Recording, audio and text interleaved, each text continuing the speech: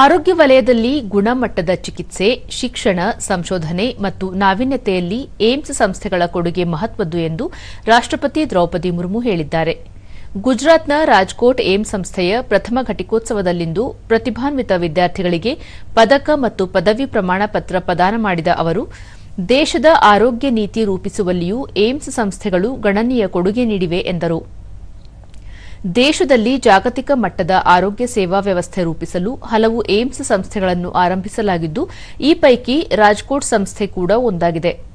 ಸಂಸ್ಥೆಯ ಮೊದಲ ಬ್ಯಾಚ್ನ ವಿದ್ಯಾರ್ಥಿಗಳು ಪದವೀಧರರಾಗಿ ಹೊರಹೊಮ್ಮಿದ್ದು, ಆರೋಗ್ಯ ವಲಯದ ಮಾದರಿ ರಾಯಭಾರಿಗಳೆನಿಸಿದ್ದಾರೆ ಎಂದು ತಿಳಿಸಿದರು. ಆರೋಗ್ಯ ಸೇವೆ ಉತ್ತಮಪಡಿಸುವಲ್ಲಿ ದಕ್ಷತೆ, ಪಾರದರ್ಶಕತೆ ಮತ್ತು ಸುಶಾಸನ ಮಹತ್ವಪೂರ್ಣ ಅಂಶಗಳಾಗಿದ್ದು, ಏಮ್ಸ್ ಸಂಸ್ಥೆಗಳು ಈ ನಿಟ್ಟಿನಲ್ಲಿ ಮಾದರಿಯಾಗಿವೆ.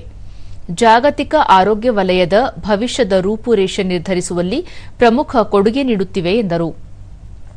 ವೈದ್ಯಕೀಯ ವೃತ್ತಿ ಕೇವಲ ಒಂದು ಉದ್ಯೋಗವಾಗಿರದೆ ಸಮಾಜದ ವಿಶ್ವಾಸದ ಪ್ರತೀಕವಾಗಿದೆ.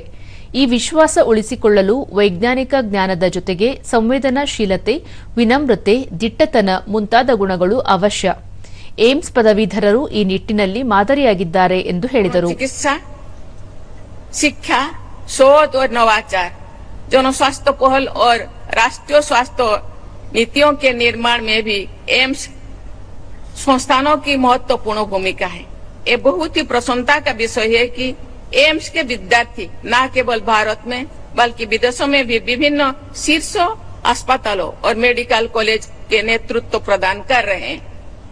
ये इस प्रतिष्ठित संस्थान की गुणवत्ता को दर्शाता है.